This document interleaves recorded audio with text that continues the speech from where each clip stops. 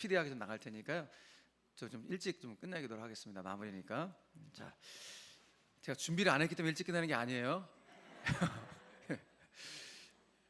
이렇게 얘기해도 또 늦게 가도 안 되는데, 하여튼 최대한 빨리 끝내도록 하겠습니다. 자, 오늘 마지막 이제 하나님의 이름인데, 우리 하나님의 이름 한번 이야기해 볼까요? 하나님의 이름 뭐였죠? 여호와 이레, 여호와 라파, 여호와 니시, 여호와, 그 다음에 오늘 삼마까지 5개의 하나님의 이름. 하나님의 이름 더 많아요, 실은. 예, 더 하나님의 이름이 많은데 가장 핵심적인 하나님의 이름 5가지가 요 다섯 개이기 때문에 여러분들하고 나눈 것입니다. 그런데 그 하나님의 이름들을 다시 한번 살펴볼까요? 여호와 이레는 누구와 관계된 거였어요? 아브라함, 또 그의 아들 이삭과. 그래서 이 하나님의 이름들을 쭉 보면요, 이게 무슨 종교 의식 때 불려졌던 이름이 이 하나님의 이름이 아니라, 여기 나왔던 우리가 공부했던 모든 하나님의 이름들은 다 어디서 불려진 거예요? 삶의 자리에서 불려진 거예요. 아버지 아브라함과 아들 이삭의 그 아주 복잡했던 그 심경 가운데, 너무 고민 많은 그 상황 가운데 여호와 이레의 이름이 나타났고, 그리고 여호와 라파는 그 광야 가운데 너무 목말라하고 너무 힘겨워했을 때 하나님 다가오셨던, 우리 식으로 하면 이 광야 같은 인생을 살아갈 때 지치고 힘든 자들 가운데 불려졌던 이름이 여호와 라파예요. 또 여호와 니시는 승리잖아요. 그 전쟁 속에서 하나님께서 역사하셨던 거 아니겠어요? 우리 식으로 하면 전쟁과 같은 삶의 자리에서 불려질 이름이 여호와 니시, 하나님의 이름이다. 그리고 지난주에 봤던 여호와 샬롬은 언제 불려진 거예요? 기드온이 그 포도즙 틀 안에서 살아남기 위해서 막 분투했던, 그러니까 우리 삶의 자리에서 어떻게든지 살아남기 위해서 최선을 다해 살아가는 삶의 현장, 여러분들 일터, 가정, 모든 자리에서 하나님의 이름이 불려져야 한다는 거예요. 오늘 여호와 삼마도 마찬가지입니다. 포로로 끌려갔던, 정말 외롭게 살아왔던 그 외로움의 현장 속에서 오늘 여호와 삼마의 하나님을 만나게 된 것이죠. 그러니까 하나님의 이름은 무슨 예배할 때만, 종교 의식 치를 때만 하나님의 이름이 불려지는 것이 아니라, 하나님의 이름은 어디서 우리 삶 가운데 약동되어야 되는가? 내 삶의 모든 자리에서 불려지고, 내 삶의 모든 자리에서 찬송되어지고, 내 삶의 모든 자리에서 붙잡고 기도해야 될 이름이 하나님의 이름이라는 거예요. 아멘이세요?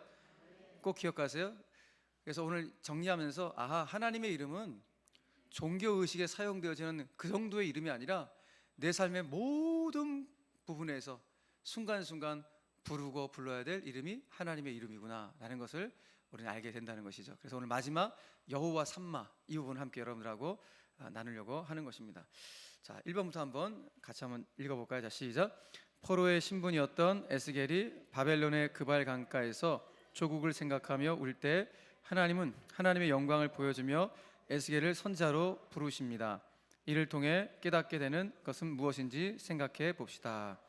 자, 마지막 여호와 삼마는 이제 에스겔 선지자하고 관련된 이름이에요. 여호와 샬롬은 기드온과, 여호와 이레는 아브라함과, 이렇게 다 관련된 이름이 다 있었는데 마지막은 이제 에스겔과 관련된 이름입니다. 자, 이게 지금 배경을 잠깐만 제가 소개할게요. 뭐 하도 많이 들어보셔서 다 아실 테지만은 이스라엘 나라가 이제 망하잖아요, 그죠? 북쪽 나라 이스라엘, 북이스라엘과 남쪽 나라 남유다가 이렇게 남과 북으로 이렇게 갈라져 살다가 아수르라는 제국에 의해서 북이스라엘이 침공을 당하면서 먼저 북이스라엘이 이제 넘어지죠, 무너지게 되죠. 그것이 이제 BC 722년이에요. 무너지고, 그러고 난 다음에 남유다도 이제 무너지는데, 이제 바벨론 제국에 의해서, 느부갓네살 왕에 의해서 이제 완전히 무너지게 되는데, 바벨론 제국에서 무너질 때는 이게 한 방에 무너진 것이 아니라 바벨론의 1차 침공, 2차 침공, 3차 침공을 통해서 순서대로 무너지게 돼요. 바벨론의 1차 침공 왔을 때, 이때 바벨론을 끌려갔던 사람이 그 유명한 다니엘이에요. 예. 다니엘과 그의 친구들, 그러니까 이스라엘의 수재들, 인재들을 바벨론 제국이 다 끌어갔던 때가 이제 1차 침공 때 끌려가게 되는 것이고, 그리고 2차 침공 때는 그 당시 유다 왕이었던 여호야긴 왕을 비롯해서 고위급 관료들, 그리고 오늘 여기 나오는 누구? 에스겔. 그 당시에 직업은 뭐였냐면 제사장이었어요. 예. 제사장이었던 에스겔이 이제 바벨론으로 이제 끌려가게 되는 그런 상황이거든요. 이때가 이제 586년이에요. BC 580년. 그래서 여러분 연도는 안 까먹으시죠 이제, 그죠? 북이스라엘 몇 년도? 그죠? 7이 당했다 그래요. 722년. 그리고 바벨론의 남유다가 멸망했어요. 어떻게 바벨론으로 다 끌려갔어요? 어떻게 했어요? 다 팔려. 586. 예, 다 팔려갔다. 안 까먹어 이제는. 바벨론으로 다 팔려가고 끌려가는. 그래서 586이다. 722년, 586년에 이스라엘이 완전히 독상망해서 정말 오랜 기간 동안 이스라엘 나라 없는 서름으로 이제 살아가게 되는 거 아니겠습니까? 자, 이렇게 2차 침공 때 바벨론으로 끌려갔던 사람 중에 여기 나오는 제사장 이제 에스겔이 있는 거예요. 자, 에스겔이 이제 에스겔에서 읽어보시면 알겠지만은 끌려가서 바벨론에 있는 그발 강가라는 곳에서 이제 우리 식으로 얘기하면 여기 어딜까? 강이 어디 있죠? 여기 지금 수원에는 강이 없나요? 한강을 칩시다. 한강에 앉아갖고 조국을 생각하는 거예요. 내 조국 어디예요? 이스라엘. 예. 이스라엘 생각하니까 너무너무 참담한 거예요. 예. 너무너무 참담한 거예요. 그래서 그발강가에서 그 성경 보니까 통곡해 울어요. 그 우는 장면이 나와요. 나라 생각하면서 우는 것. 자, 오늘 문제 자체가 1번 질문 자체 보세요. 자, 그발강가에서 조국을 생각하며 울 때 하나님은 하나님의 영광을 에스겔에게 보여주면서 그를 뭘로 부르셨어요? 선지자로, 제사장했던 사람을 선지자로 부르시는 거예요. 이제 네가 바벨론 그 땅에서 나를 증언해라, 나를 선포해라고 하나님이 새로운 사명을 주신다는 거예요. 자, 이것을 통해 깨닫게 되는 것이 무엇인지 한번 생각해 보자 그랬는데 이건 굉장히 어려운 질문인데, 일단은 여러분 하나님이 이제 에스겔을 찾아오신 거 아니에요? 그리고 그에게 선지자라는 새로운 사명을 주신 거 아니에요? 그럼 하나님은 어떤 자 가운데 찾아오셨다는 거예요 지금? 네, 나라를 잃고 타국에서 나라를 생각하며 울며 정말 그 마음 졸이고 있는 바로 그 사람. 그러니까 우리가 지난주에 기도원 봤잖아요. 하나님 도대체 기도원을 왜 사용하셨을까? 기도원을 사용하실 이 깜냥이 아닌데 얘를 왜 하나님 이렇게 사용하실까? 하나님이 그 안에 있는 잠재력 보셨다 그랬죠. 무슨 잠재력이었어요? 하나님 나라에 대한 공적 의식을 갖고 있는, 인식을 갖고 있는 기도원의 그 하나님 나라에 대한 어떤 그 마음의 잠재력을 보시고 기도원을 사용하신 거 아니겠어요? 그러니까 기도원도 적어도 우리나라가 왜 그렇습니까? 왜 하나님 계신 거 맞습니까? 그러니까 고민 자체가 늘 하나님의 나라, 본인 나라예요. 이스라엘 나라. 그러니까 여기 에스겔도 마찬가지야. 내 나라, 내 이스라엘 조국. 이거 망하는 거에 대해서 하나님 뭘 보신 거예요? 에스겔 안에 있는 이 공적인 의식을 본 것 같아요. 인식을. 그러니까 하나님 나라에 대한 공적 의식이 충만한 사람 가운데 하나님이 찾아오셔서 사명을 주신다는 거예요. 그러니까 오늘 우리도 마찬가지예요. 21세기 이 시대를 살아가고 있는 우리 가운데도 하나님이 다 사명을 주시지만 그래도 정말 무게감 있는 어떤 사명을 주시는 사람들이 있죠. 예, 정말 우리 누구누구 권사는 이 대한민국에서 기도 많이 해야 돼. 당신은 이 기도의 사명 이렇게 무게감 있는 기도의 사명 받는 분도 계시고. 근데 하나님 찾아오시는 분도 있어요. 왜 찾아오신다는 거예요? 그분이 공적인 인식이 있기 때문이에요. 하나님 나라에 대한 어떤 이 마음을 갖고 있고 대한민국에 대한 이런 마음을 가지고 기도한다는 사실을 하나님이 아시니까 그분들 가운데 찾아오셔서 다른 사람 가운데는 뭐 다른 사명 주시겠지만 이분들 가운데 좀 무게감 있는 사명들을 쾅쾅 주신다는 것이죠. 에스겔에게 아마 이와 같은 사명을 그려 주신 것 같아요. 예. 여러분 포로된 땅에서 하나님을 증거한다는 게 쉬운 일이겠습니까? 그거 웬만해서 못해요. 웬만한 담력 갖고 못하는 거예요. 그런데 에스겔이 지금 이스라엘 나라를 생각하는 거 보니까 얘는 할 수 있겠다고 생각해서 그를 제사장에서 선지자로 다시 부르시는 이 장면 보게 된다는 것이죠. 그래서 오늘 1번 질문을 통해서 우리가 깨닫는 것은 무엇인가 하면 우리 가운데 기도원도 그렇지만은 에스겔을 통해서 보는 것은 하나님 우리 가운데 하나님 나라에 대한 공적 인식, 공적인 마인드를 가지고 살아가기를 원하시는구나. 우리가 수원제일교회라는 한 교회를 섬기는 것도 굉장히 중요한데 이 교회 안에서 공적인 인식을 가지고 우리는 또 수원노회라는 것을 또 바라보며 섬길 수 있어야 되고 더 나아가서 대한민국을 섬길 수 있는 그 정도의 믿음의 용량을 하나님 우리에게 주시는구나, 이런 마음을 깨닫게 된다는 것이죠. 그래서 오늘 에스겔뿐만 아니라 21세기 에스겔이 될 저와 여러분들에게도 이들과 같은 하나님 나라에 대한 공적 인식, 공적인 마인드가 충만할 수 있는, 그래서 영광스럽게 하나님께 주시는 그 무거운 아주 정말 영광스러운 그 사명 또한 잘 감당할 수 있는 우리 모두가 되길 하니 축복합니다. 첫 번째가 바로 이거예요. 하나님의 공적 인식에 대한, 하나님 나라에 대한 공적인 마인드에 대한 이런 부분들을 생각하시면 되겠습니다. 두 번째 한번 보겠습니다. 2번 질문 다 같이 시작. 에스겔은 바벨론의 포로로 잡혀온 지 12년 정도 되었을 때 이스라엘 나라가 완전히 함락되었다는 비보를 듣게 됩니다. 고향의 소식을 들은 에스겔의 심정은 어떠했을지 생각해 봅시다. 고향 소식 들었던 에스겔 심정 뻔한 거죠, 뭐, 그죠? 일단 그 33장 21절 말씀 같이 읽어볼까요? 시작. 우리가 사로잡힌 지 12의 열째 달 다섯째 날에 예루살렘에서부터 도망하여 온 자가 내게 나와 말하기를 그 성이 함락되었다 하였는데. 아멘. 그러니까 바벨론에 잡혀온 지 한 12년 정도 되었을 때 이제 3차 침공을 통해서 예루살렘이 완전 함락되었다는 소식을 듣는 거예요. 거기서 도망 나온 자가 여기까지 온 거예요. 바벨론까지 와갖고 에스겔 가운데 알려줬다는 것이죠. 나라가 완전 쫄딱 이제 완전히 다 망했습니다. 함락되었습니다. 라는 이야기예요. 근데 에스겔의 이야기를 듣고 나라가 망했다는 것 자체가 절망이죠. 그 심정 자체 절망 그 자체죠. 그런데 절망 플러스 참담함이에요. 에스겔 입장에서. 왜? 무엇이 같이 무너진 거예요? 성전이 같이 무너진 거예요. 예루살렘의 성전이 바벨론 침공을 통해서 그 성전까지 무너지게 파괴되기 시작한 거예요. 왜 참담한 마음이 드는가? 에스겔뿐만 아니라 이 당시에 이스라엘 사람들에게 있어서 생명, 자신들의 삶의 전부, 이게 뭐예요? 성전이에요. 이들은 성전 중심의 삶을 살았거든요. 무엇보다도 이스라엘 사람들 가운데 이 당시 이스라엘 사람들 가운데 인식 자체가 뭐냐? 하나님은 어디에만 계신다는 거예요. 성전 안에만 계신다고 생각했는데 하나님이 계시는 곳 그 성전이 파괴되니까 모든 게 다 끝장났다 라고 생각하는 이 생각들이 이스라엘 백성들이 다 있었고 에스겔 가운데도 이런 생각이 있었던 것이죠. 다 끝장났구나. 어떻게 하나님의 성전이 파괴되는가. 그래서 절망감과 참담함. 그러니까 이 고통을 이루말할 수가 없고 이스라엘 백성들뿐만 아니라 에스겔에게 희망이 남아있을까 없을까요? 희망의 씨앗 자체가 없어져 버린 거예요. 왜? 성전이 파괴됐다는 거는 하나님이 어디 계신 거예요 도대체? 이렇게 돼버린 거예요 지금. 이런 상황이 된 것이라는 것이죠. 그래서 사실 1번, 2번 질문은 좀 애매한데, 그러니까 2번 질문은 뭐예요? 에스겔의 심정이 어떤가 물어본 거 아니에요? 그죠? 그러니까 참담함, 고통, 절망, 내 인생 자체가 없어진 듯한 그런 마음. 우리 인생 살아가면서 내 인생 자체가 없어진 듯한 그런 어떤 충격을 경험할 때도 있으시죠? 인생 살아가다가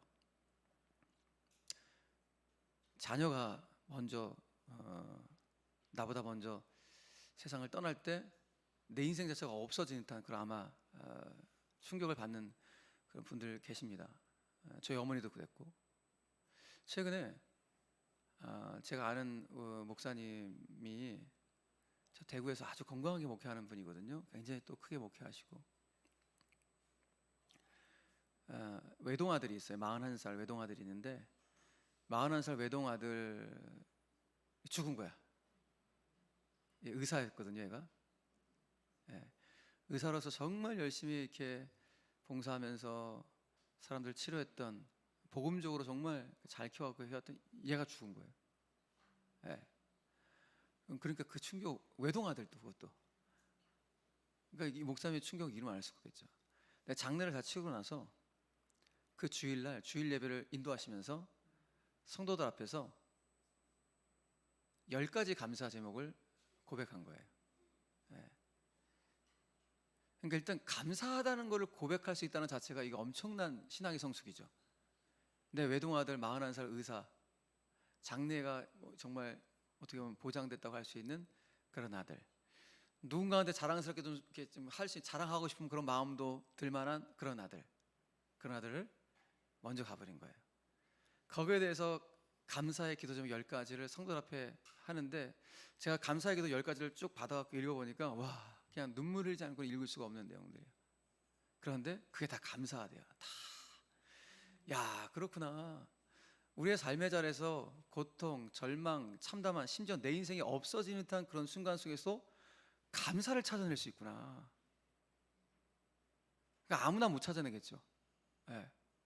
진짜 신앙의 견고함 속에서 감사를 찾아낼 수 있다는 것은 이건 기적인데, 그 목사님이 그걸 아마 그 성도들 가운데 보여주셨고 저에게도 이제 그 내용이 와서 봤는데 너무너무 큰 감동을 받았습니다.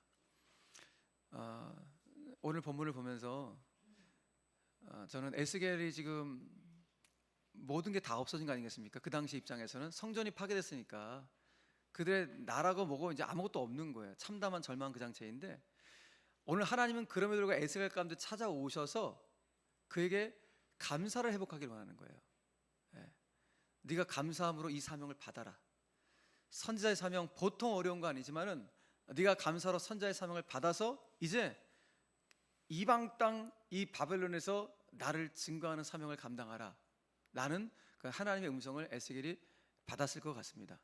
왜냐하면 이거 감사하지 못하면요 할 수가 없어요. 이 사명 감당할 수가 없는 거예요. 우리도 마찬가지죠. 저도 그렇고 우리 순장들도 그렇고 하나님을 향한 감사가 없으면 어떻게 이 순장 사역 감당합니까? 이거 웬만해서 못 감당해요. 한 사람 데려다 놓고 이게 교제하는 것도 힘든데 여러 명의 우리 순원들 데리고 그분들 눈치도 봐야 되고 마음도 해야 되고 아이고 이번 주인데 이 사람이 또 내 말씀도 제대로 못 알아들어갖고 또 삐치는 건 아닌가 온갖 생각들 다 있기 때문에 이거 순장 사역 감당하는 거 보통 어려운 일이 아니에요. 근데 왜 감당하는 거예요? 감사가 있기 때문에 감당하는 거예요. 나를 구원하신 하나님의 구원의 감사가 있기 때문에 나를 직분자로 불러오신 그 직분자에 대한 감사가 있기 때문에 이 감사가 사그라들면 감당할 수가 없는 것이죠. 그래서 오늘 우리 요 에스겔 모습 참담함, 절망, 고통, 내 인생이 없어진 듯한 그런 순간 속에서 감사를 끄집어내어서 하나님 주신 사명을 감당한다면 하나님 반드시 그 인생을 정말로 영화롭게 영광스럽게 사용하실 것이라는 그런 기대감을 다시 한번 에스겔을 통하여 확인하게 됩니다. 오늘 이 자리는 저와 여러분들이 그렇게 쓰임 받기를 간절히 축복합니다. 그 두 번째 질문은 참담함, 고통, 없어진 내 인생이 없어진 그런 심정이지만 그 심정 속에서도 감사를 찾기 원하시는 그 하나님의 마음까지 함께 나눠봤고, 자, 세 번째 질문 같이 보겠습니다. 세 번째 질문 시작. 조국의 완전한 몰락과 예루살렘 성전 파괴에 대한 소식이 당시 에스겔에게 어떤 의미가 있었는지 알아보고 에스겔이 바벨론에 살면서도 어떻게 성전 중심의 삶을 살게 되었는지 생각해 봅시다. 문제가 약간 좀 애매한데 일단 그래도 한번 풀어봅시다. 자, 지금 저를 잘 보세요. 예루살렘 성전, 그들이 생명처럼 여겼던 예루살렘 성전이 파괴됐어요. 그러니까 나라가 파괴되었다는 것은 예루살렘 성전이 파괴되었다는 것이죠. 성전이 파괴되었다는 것은 나라가 몰락했다는 뜻, 같이 이퀄된 거예요, 이스라엘 백성들에게는. 그런데 실은 예루살렘 성전은 이미 파괴되고 있었어요. 바벨론에 침공되기 전부터 이미 이 성전은 파괴되고 있었어요. 이거를 파괴시킨 자가 누군가? 이스라엘 백성들 본인들이었어요. 본인들이 이 성전을 파괴시키고 있었는데 본인들만 모르고 있는 거예요. 무엇으로 파괴시켰어요? 그 죄 때문에. 그들이 패역한 죄, 하나님을 섬기지 않고 하나님께 등 돌렸던 그들의 패역한 죄가 분명히 있음에도 불구하고 그들은 자기들이 이 성전을 지금 파괴시키고 있다는 사실도 모르고 여전히 하나님 앞에서 고개 들면서 살고 있는 그 모습인 것이죠. 근데 그걸 지금 전혀 모르고 있다는 것이죠. 그러니까 하나님의 영광이 성전을 이미 떠나간 상태예요. 그러니까 건물이 멀쩡해도 하나님의 임재와 하나님의 영광이 떠나가면 그 성전은 파괴된 것이에요. 그러니까 이미 예루살렘 성전은 파괴되었어요. 겉으로는 나중에 파괴되지만은 건물 자체는 나중에 파괴되지만은 이미 파괴되고 있어서 왜? 그 성전에 하나님이 안 계셔요. 하나님의 영광과 하나님의 임재가 이미 떠나가 버린 상태였기 때문에 이미 파괴되고 있었다는 것입니다. 그러니까 기억하세요, 여러분. 하나님의 영광이 머물지 않는 성전, 하나님의 임재가 없는 성전은 건물에 불과해요. 우리도 마찬가지요. 야, 우리 수원대교회 건물 하면 뭐 수원에서 가장 아름다운 건물 아니겠습니까? 그런데 이 아름다운 건물이 건물로 남을 수 있다니까요. 뭐가 없으면, 하나님 이곳에 안 계시면, 하나님의 임재와 영광이 사그라들고 은혜의 촛대가 떠나가면은 이건 그냥 건물이에요. 그러니까 우리는 늘 기도해야 돼. 하나님, 수원제일교회 늘 임재해 주시고 하나님의 영광의 촛대를 다른 곳으로 옮기지 마시고 하나님의 은혜의 임재가 있는 거룩한 교회 되게 하여 주시옵소서. 그러기 위해서 우리 자신이 거룩한 교회의 사명을 온전히 감당해야 돼요. 하나님의 말씀 앞에 겸손히 서야 되고 전심으로 예배해야 되고 주신 사명들, 영혼을 맡겼다면 그 영혼들을 최선을 다해 감당할 수 있는 목자의 심정을 가지고 교회를 섬길 때 우리 교회는 건물만 껍데기만 남은 그런 곳이 아니라 정말 하나님의 영광과 임재가 가득한 정말 주님이 기뻐하시는 교회가 될 줄로 믿으시길 바랍니다. 그 사명 감당하라고 우리 순장님들 보내주신 거 얼마나 감사한지 모릅니다. 자, 결국 이제 요거 정리해 볼게요. 그러니까 예루살렘 성전에 대한 파괴 소식은 무엇을 상실했다는 의미예요? 하나님의 임재가 상실되었다라는 의미예요. 한번 따라합시다. 예루살렘 성전 파괴에 대한 소식은 하나님의 임재 상실이었다. 이걸 말해주고 있다는 것이죠. 예. 그러니까 이거를 이제 에스겔은 잘 알고 있는 거예요. 아, 그렇구나. 적이 이미 지금 파괴되고 있었구나. 우리나라가. 우리는 바벨론에 의해서 예루살렘 성전 파괴된 줄 알았는데 이미 하나님이 예루살렘 성전을 떠나가 계셨구나. 우리의 패역한 죄 때문에 그렇게 되었구나 라는 사실을 제사장이고 동시에 선지자인 에스겔이 깨우친 거예요. 그러니까 에스겔이 바벨론 땅에 지금 와 있는 거 아니에요? 바벨론 땅에 와 있으면 내가 진짜 성전 중심의 삶을 살아가겠다고 다짐하는 거예요. 그 성전 중심의 삶은 뭐예요?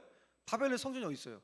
남의 땅에 성전 없어요. 근데 어떻게 성전 중심의 삶을 사는 거예요? 하나님 앞에 하나님의 임재를 사모하고 하나님의 영광을 사모하는 삶을 살아가기도 결단하게 되는 것이죠. 그래서 바벨론 땅의 건물 자체의 성전은 없지만 본인 자체가 하나님 앞에 온전히 섬으로 성전 중심의 삶을 살아가겠다고 결단하는 모습을 보게 해준다는 것이죠. 그러면 오늘 우리 마찬가지예요.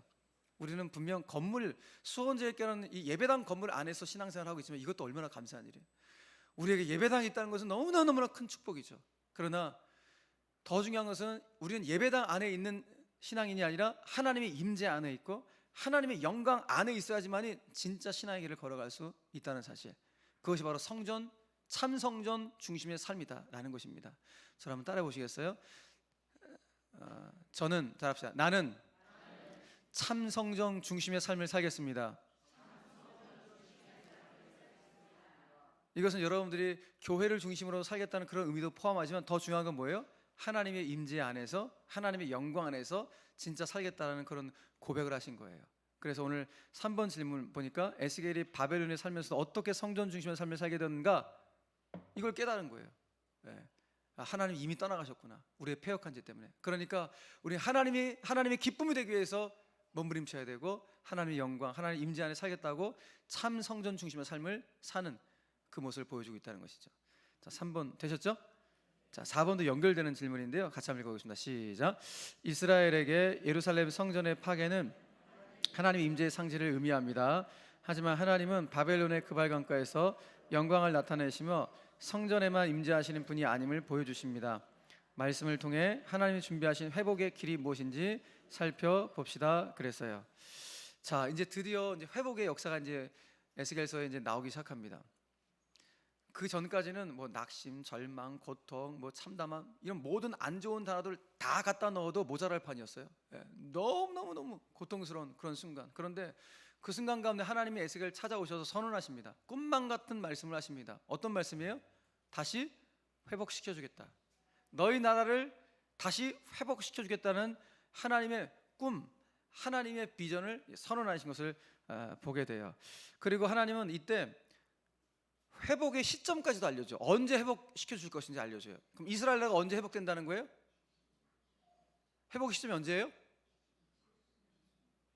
그들이 죄를 회개하고 돌아오는 그 순간, 패역했던 그 모든 죄를 회개하는 바로 그 순간 하나님이 이 백성들을 회복시키고 그들의 도시도 다시 회복시키겠다라고 말씀하시는 거예요. 그러니까 이스라엘 백성들이 자신의 죄를 회개하고 여호와께로 돌아오라, 여호와께로 돌아오는 그 순간 모든 것이 다시 회복될 것이라고 회복의 시점까지도 말씀해주고 있다는 것입니다.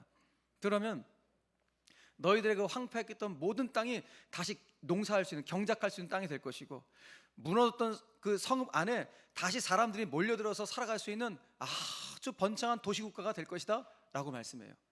그러니까 영적으로 되살릴 뿐만 아니라 눈에 보이는 도시 자체도 다시 살아날 것임을 말씀하시는 것이요. 경작할 수 있고 사람들이 몰려와 이젠 도시를 이룰 수 있는 그 모습이에요.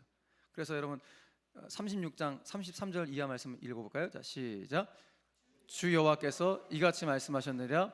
내가 너희를 모든 죄악에서 정결하게 하는 날에 성읍들에 사람이 거주하게 하며 황폐한 것이 건축되게 할 것인즉. 아멘. 시점 말했죠. 너희들의 죄악에서 돌아오는 바로 그때, 정결하게 되는 바로 그때 그 파괴했던 성읍들 다시 회복되어서 사람들 몰려들 것이고, 황폐한 것들 모든 것들 다시 일어날 것이고, 다시 그 땅도 경작하는 땅이 될 것이다라는 거예요. 그러니까 이스라엘이 패역한 죄를 회개하며 하나님의 영광이 다시 돌아온다는 거예요. 하나님의 임재가 다시 이곳 가운데 임한다는 거예요. 그러니까 교회가 해야 될 정말 중요한 사역 중에 하나는 무엇인가 하면은 하나님의 영광이 다른 곳으로 가지 않을 수 있도록 하나님의 영광을 사모하는 예배가 너무나 중요해요. 그래서 성도들이 이곳에 오면 자신의 죄를 철저히 회개하고 정결하게 다시 일어서는 그런 영적인 회복, 영적인 새로움의 역사가 교회 안에서 계속해서 일어나야 돼요. 여러분, 지금 다락방이 왜 필요한 거예요? 교제하기 위해서? 교제도 필요하겠죠. 아니, 우리 영이 새로워지기 위해서 필요한 거예요. 하나님 말씀 함께 나누고 함께 기도해 주면서 정말 하나님 살아계시는구나 라는 것을 함께 몸소 체험하면서 내 영이 다시 새로워지고 하나님이 기뻐하시는 삶으로 변화되기 위해서 변화의 장소가 바로 다락방인 줄 여러분 믿으시길 바랍니다. 그래서 우리 다락방 섬기는 거예요. 변화의 장소라고요. 그래서 우리 교회도 또 여러분 우리 섬기는 다락방도 하나님의 영광의 빛이 비쳐서 성읍 도시 자체가 경작한다는 거 뭐겠어요? 우리식으로 말하면 여러분 다락방 안에 삶에 무너졌던 모든 부분들이 일어나고 기도의 제목들도 응답되어지고 연약한 자들은 다시 일어나는 이런 모든 일들이 우리 다락방 안에도 일어나야 된다는 것입니다. 언제 일어나는가? 내 죄를 회개하고 하나님께로 돌아오게 될 때, 이것을 말씀해 주고 있는 거예요. 자, 이제 5번 보겠습니다. 자, 같이 읽겠습니다. 시작. 하나님이 지으신 새 예루살렘 성전의 이름이 무엇인지 살펴보고 하나님의 자녀는 어떻게 살아가야 하는지 나누어 봅시다. 자, 하나님 다시 예루살렘 성전 일으켜 주시겠대요. 새 예루살렘을 하나님이 일으켜 주시겠다는 거예요. 그러면서 이름까지 지어 주겠대요. 그 이름이 오늘 여호와 삼마라는 거예요. 그러니까 도시의 이름이에요. 실은 이건 예루살렘의 새 이름 여호와 삼마다라는 것이죠. 자, 48장 35절 말씀 같이 한번 읽겠습니다. 시작. 그 사방의 합계는 18,000척이라 그날 후로는 그 성읍의 이름을 여호와 삼마라 하리라. 아멘. 삼마라는 이 단어, 히브리 단어는 영어로 there예요. 거기에라는 뜻이에요. 거기에라는 뜻이 삼마라는 거예요. 그러니까 여호와 삼마는 거기에 누가 계시다는 거예요? 여호와 계시다. 여호와가 거기 계시다. 여호와가 거기 계시다라는 의미가 여호와 삼마예요. 그러니까 좀 구체로 말하면 여호와가 우리와 함께 계신다는 의미예요. 신약으로 넘어오면 이 용어가 아시죠? 임마누엘, 하나님이 나와 함께 하신다는 의미와 여호와 삼마는 거의 같은 개념의 단어라고 보시면 돼요. 하나님이 거기 계신다, 거기서 나와 함께 하신다라는 의미를 가지고 있는 것입니다. 자, 그렇다면 자 보세요. 저를 잠깐 보세요. 이제 여호와 삼마는 여호와가 거기 계시다는 의미예요. 거기 there. 어디 계시다는 거예요 도대체? 그러면 어디? 거기요? 여긴 안 계시고 그래서 우리 권사님 여기 내 안에 계신다고 해요. 거기도 계시고. 그러니까 오늘 성경 안으로 본다면 이스라엘 백성들 먼저 정해 볼게요. 여호와 삼마의 하나님이 거기 계신대요. 이스라엘 백성들 가운데. 그 말은 이스라엘 백성들이 그 과거에도 거기 계셨고 지금도 여기 계시고 앞으로도 거기 계실 것이다. 그러니까 우리 인생의 과거, 현재, 미래에 항상 그 자리에 계시는 분이 내가 믿는 하나님이다 라는 것이 여호와 삼마가 우리에게 주시는 말씀인 것이죠. 그러니까 하나님은 모든 상황, 모든 장소, 모든 시간 속에 다 거하신다는 거예요. 그 시간과 공간을 초월하신 분이잖아요. 인간은 시간과 공간의 제약을 받지만 하나님은 시간과 공간을 초월해서 우리에게 오시는 분 아니겠습니까? 바로 그분이 여호와 삼마, 거기 계시는 하나님이시다라는 것입니다. 그러니까 이제 이스라엘 백성들이 깨달아야 될 것, 결론적으로 뭔가, 그동안 이스라엘 백성들은 하나님 어디만 계신다고 생각했어요? 성전 안에만 있다고 생각했는데 이제 새 예루살렘을 건축해 주시면서 하나님 말씀하시는, 야, 나는 성전 안에만 있는 사람이 아니야, 있는 존재가 아니야. 너희들의 과거에도 현재에도 미래에도 언제나 모든 상황, 모든 장소, 모든 시간에 항상 거기 있어. 그걸 여호와 삼마를 통해서 다시 깨우쳐 주시는 것, 이것이 바로 여호와 삼마 이름의 가장 중요한 핵심적인 내용인 것입니다. 여러분 다락방 섬기시면서 하나님은 시작했던 그 순간에도 함께 하셨고 지금까지 오면서 여러분들이 난감했던 그 순간에도 함께 하셨고, 이제 마무리하는 바로 이 순간에도 여러분들과 함께 하실 줄 믿으시길 바랍니다. 이번 한 주간도 바로 거기서 역사하시는 그 하나님을 우리 순원들이 다 만나야 되지 않겠습니까? 자, 그런데 불구하고 우리는 이걸 여호와 산말 알아요. 알매도 불구하고 인생 살아가다 보면은 하나님께 그냥 투정 아닌 투정을 할 때가 있어요. 하나님 거기 계신다면서요. 지금 여기 계신다면서요. 근데 왜 제 인생 가운데는 맨날 안 계신 것처럼 느껴집니까? 도대체 하나님은 어디 계시기를 왜 저에게만큼은 하나님이 안 계신 것처럼 느껴지죠? 저분한테는 하나님이 계신 것처럼 제가 봐도 보여지는데 왜 하나님은 제 인생만큼은 왜 안 나타나시고 안 계신 것처럼 저는 느껴집니까? 이렇게 고백할 때가 있어요. 예. 그런 혹시 순간이 있으셨습니까? 자주 있으시죠? 예. 그런데 하나님 우리가 투정 아닌 투정을 벌이는 입술로 그렇게 말하는 그 순간에도 하나님은 나와 함께 하신다는 사실을 우리에게 말씀해주고 있다는 것입니다. 그때 하나님 말씀하실 거예요. 사랑하는 아들아, 사랑하는 딸아, 야, 실은 내가 그때도 너와 함께 있었어. 네가 투정하는 그 순간에도 내가 네 곁에 있었단다라고 하나님이 말씀하시는 거예요. 그러니까 우리 신앙의 정말 핵심 중의 핵심 뭐냐? 가장 최고의 핵심은 하나님이 언제나 나와 함께 하신다는 사실을 믿는 거예요. 이걸 믿는 거예요. 하나님 바로 거기, 여기 계신다는 사실을 믿으며 신앙의 길을 걸어간다는 것, 이것이 얼마나 큰 축복인지 모릅니다. 오늘 하나님 이 자리에 계신 줄 믿습니다. 그 믿음을 가지고 우리 잘 달려오셨으니 또 이제 하반기에도 그렇게 달려갈 수 있는 우리 순자님들 되었으면 좋겠습니다. 마지막 6번 질문 한번 보겠습니다. 6번 질문. 자, 시작. 베델에서 만나 주시는 하나님을 살펴보고 나의 삶 속에서 하나님을 잊고 있었으나 하나님께서 찾아오셔서 함께 해주셨던 여호와 산마를 경험했던 순간이 있으면 나누어 봅시다. 두 가지 질문이, 먼저 야곱의 이야기 한번 살펴보고, 두 번째는 내 이야기, 내가 하나의 여호와 산마를 경험했던 모습이 있었는지 한번 우리 순호들과 한번 나누어 보자는 거죠. 자, 야곱 이야기 너무 잘합니다. 야곱이 형이 막 죽이려고 하니까 도망가잖아요. 그래서 저 하란이란 지역으로 외삼촌 살고 있는 그곳으로 이제 피신해 갑니다. 그러니까 자기가 살고 있는 부엘사바에서 그 하란까지는 거리상 800km예요. 그 800km 이제 걸어서 이제 계속 가는 것이죠. 가다가 밤 되면 노숙하고, 가다가 저녁 되면 또 노숙하고, 이런 식으로 해서 이제 가게 되는 거예요. 근데 어느 날 노숙을 하죠. 그 베개를 쳤다가 이제 돌을 베개 삼아갖고 잠을 자고 꿈을 꿉니다. 그리고 잠에서 깨어납니다. 깨어나서 야곱이 기가 막힌 말을 합니다. 자, 그거 한번 적어 오셨죠? 같이 한번 읽어볼까요? 28장 15절 말씀. 자, 시작. 내가 너와 함께 있어 네가 어디로 가든지 너를 지키며 너를 이끌어 이 땅으로 돌아오게 할지라.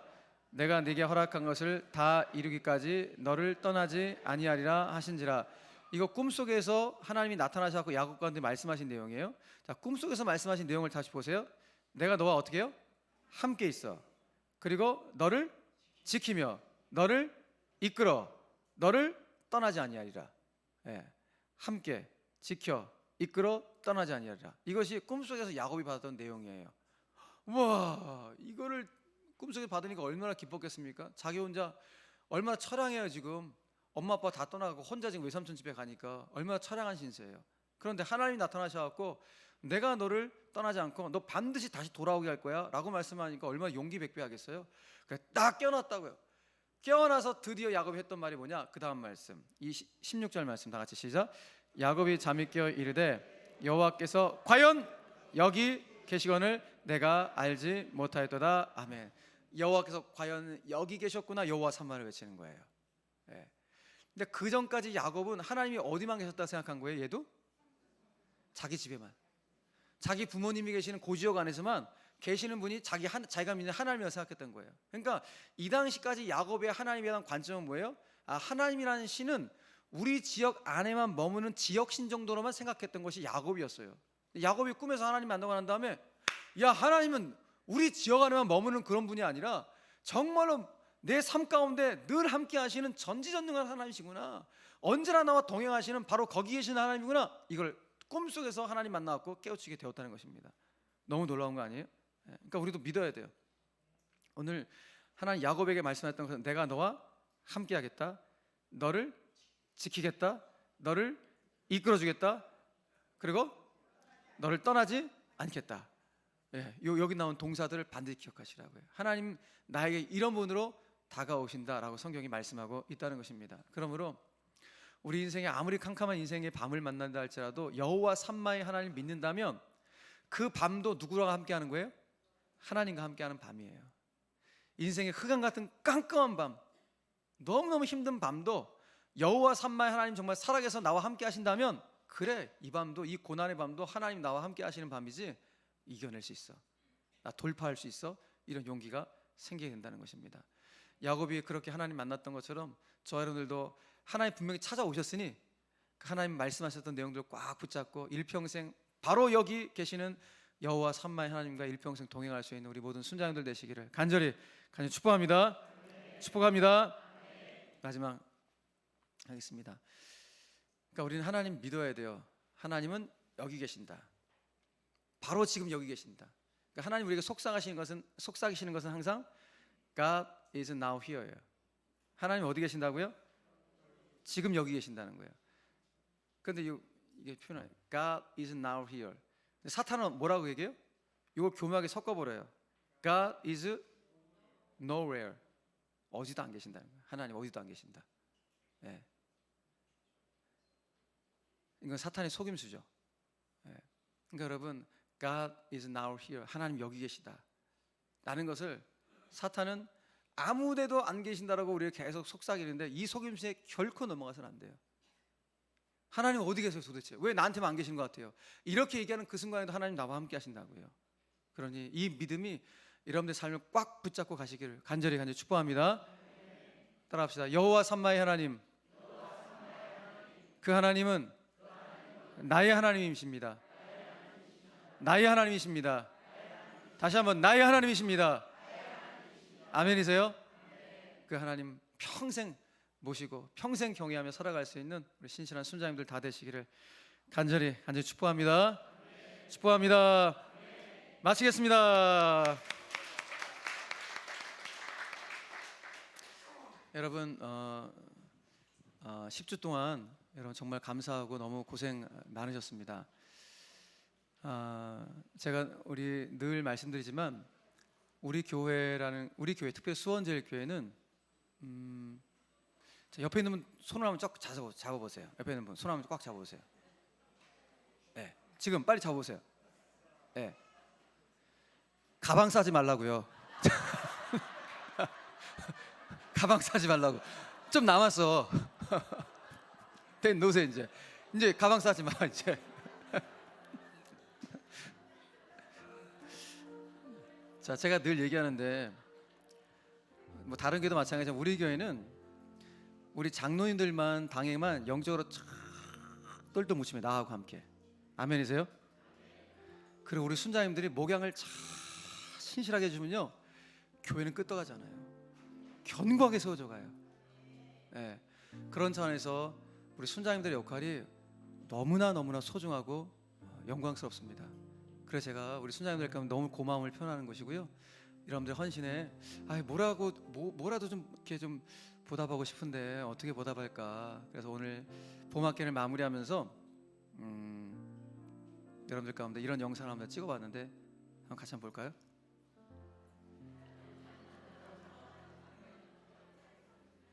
영상.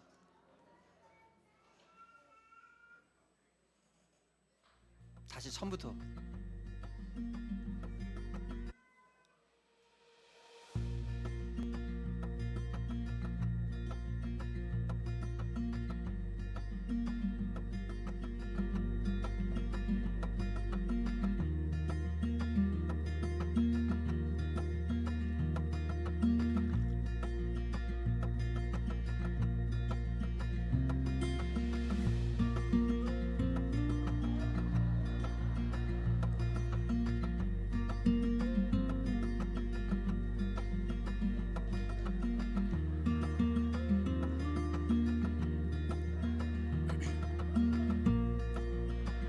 사랑하는 순장님 여러분, 한 학기 동안 정말 수고 많으셨습니다.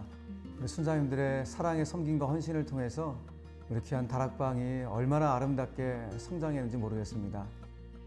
그 헌신에 감사해서 저와 우리 모강 교육자들이 부족하지만 이렇게 귀한 선물을 한번 직접 만들어 보았습니다. 향초인데요. 지금 이제 굳어지기 직전의 모습인데, 여러분 아시는 것처럼 향초는 자기 몸을 태워서 주변을 밝히고 또 향기를 가득하게 하는 그런 역할을 하죠. 우리 순장님께서 한 학기 동안 그런 역할을 감당해 주셔서 너무너무 감사합니다. 순장님들의 사랑의 헌신과 섬김을 통하여서 우리 수원제일교회가 시대를 밝히는 사역을 잘 감당하고, 또 이렇게 우리 교회 안에는 사랑과 진리의 향기가 가득하게 되어서 얼마나 감사한지 모릅니다. 이제 가을 학기 또 우리 순장님들의 그런 헌신을 기대하는데요. 그동안 너무너무 감사했습니다. 여러분들에게 이 향초가 조금이나마 위로가 되길 소망하면서 하나님의 사랑과 은혜가 우리 모든 순장들 가운데 함께 하시길 바랍니다. 순장님은 수원제일교회 향기입니다.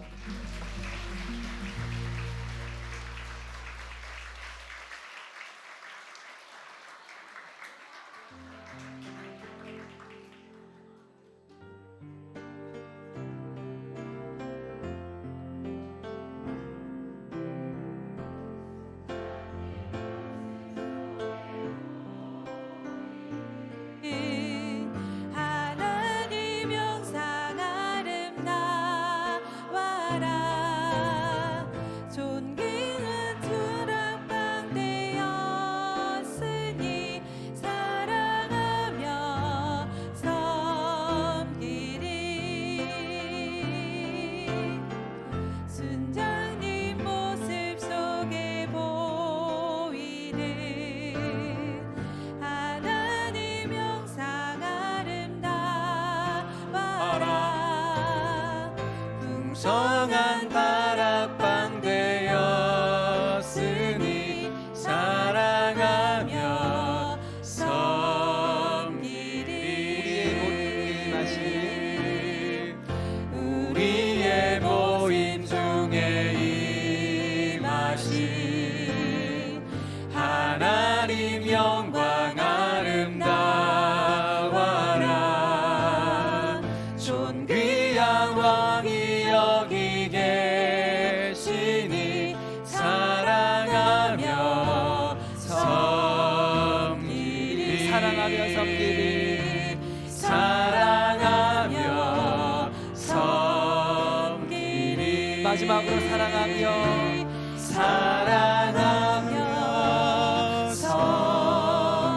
섬기리. 순장님 축복합니다. 감사합니다. 우리 여러분들을 수고 많으셨다고 지금 제자훈련 사역훈련 받고 있는 훈련생들이 오셔서 그런 축복한 거예요. 자, 너무 감사하죠? 우리 훈련생들 향하여 축복하겠습니다. 이제 앞으로 여기 서 계신 분들이 여러분들 뒤를 또 함께 동역할 수 있는 신실한 또 순장으로 세워지게 되겠죠. 이렇게 하나님의 교회는 귀한 영적인 리더를 잘 세워 견고하게 세워가는 것이 하나님의 교회의 아름다운 모습일 텐데, 이게 순장님들의 헌신, 또 잘 훈련받고 있는 우리 사랑하는 훈련생들의 이와 같은 신실함 속에서 우리 교회가 정말 견고하게 아름답게 세워지길 간절히 축복합니다. 축복합니다. 그래서 여러분 이제 오늘 순장반 나가실 때 저거 진짜 만들었어요. 제가 향초를 만들었는데 우리 전문가가 오셔갖고요, 제가 설명을 다 듣고 만들었습니다. 우리 교육자들 다 만들었는데, 그래서 오늘 우리 모든 순장님들 가운데 향초를 저희들이 만든 거를, 이게 산 게 아니라 직접 만든 거를 여러분들 가운데 드릴 거예요. 그 중에는 제가 만든 게 2개가 아마 여러분 누군가 가져가시겠죠? 제가 리본까지 다 묶었어요. 포장까지 다 했어요. 그래서 스티커까지 다 붙였어. 우리 스티커까지. 그래서 이게 조금이라도 위로가 되었으면 좋겠다. 뭐 이게 아무것도 아니지만 그래도 이게 우리 헌신하신 우리 순자들 가운데 자그마한 위로와 사랑의 선물이 되었으면, 그런 마음을 가지고 나가실 때 하나씩 드릴 테니까요. 우리 순자님들 서로 바라보시면서 정말 수고 많으셨다고, 또 훈련생들 바라보시면서 훈련 잘 봐서 저와 함께 동역하자고 그렇게 인사할 수 있는 이 시간 되길 한 축복합니다. 자, 다 함께 일어나겠습니다. 다 함께 일어나셔갖고요.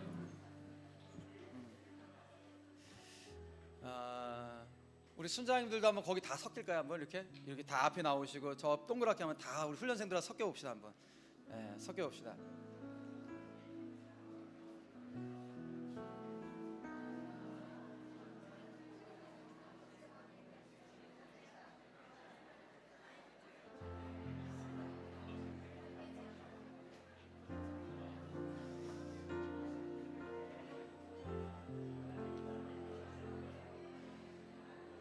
예.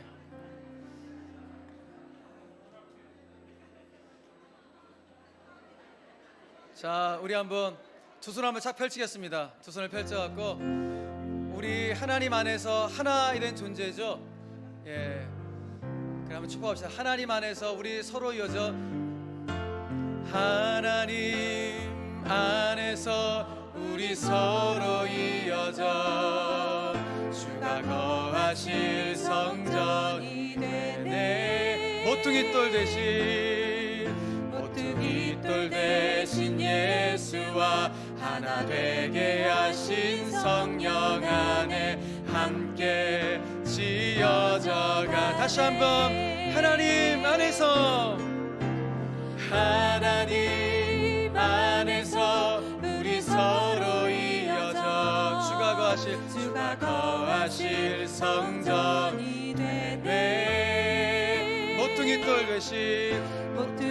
돌 대신 예수와 하나 되게 하신 성령 안에 함께 지어져가네.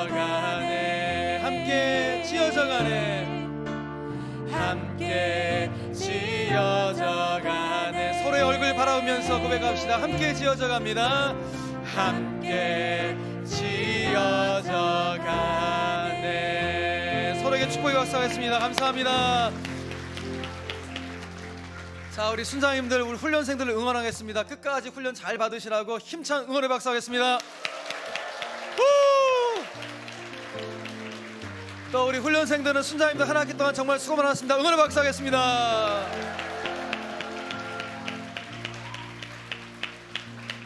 감사합니다. 두 손을 다 가슴 얹겠습니다. 하나님 아버지, 감격스럽습니다. 예수 안에 있다는 것이, 하나님의 교회를 섬긴다는 것이 이렇게도 감격스럽다 사실 알게 하신 것 감사합니다. 아무것도 아닌데 저희들을 이렇게 목사로, 장로로, 순장으로 부르셔서 영광스러운 수원제일교회의 직분자 되게 하신 것 감사합니다. 또 그 사명 감당고자 열심히 또 훈련받는 우리 훈련생들이 있다는 것이 얼마나 큰 축복인지 모릅니다. 정말 하나 되게 하신 성령 안에서 함께 지어가자는 성전 될 수 있는 우리 모두가 될 수 있도록 역사하여 주셔서 하나님, 수원제일교회는 우리 교회만 살리는 것이 아니라 지역사회를 살리고 노예를 살리고 한국교회를 살릴 수 있는 생명의 통로로, 부흥의 진원지로 영광스럽게 쓰임받게 하여 주시옵소서. 여호와 삼마, 바로 그 하나님 여기 바로 계십니다. 우리의 삶 가운데 늘 동행하십니다. 하나님, 그 하나님과 일평생 동행하며 그 하나님을 경외하며 살아갈 수 있는 우리 모든 순장님들, 훈련생들, 모든 성도들 되게 하여 주시옵소서. 귀하게 다락방을 섬긴 우리 모든 순장님들 이 시간 세임 공급하여 주시고 위로하시고 또 새로운 사명감 주셔서 가을 학기 또한 사명 잘 감당할 수 있도록 역사하여 주시옵소서. 모든 영광 주님께 온전히 올려드리오며 살아계신 예수님의 이름으로 축복하며 기도 올리옵나이다. 아멘. 마치겠습니다. 우리 서로 인사하고 이제 마무리하면서 돌아가겠습니다. 고맙습니다. 감사합니다.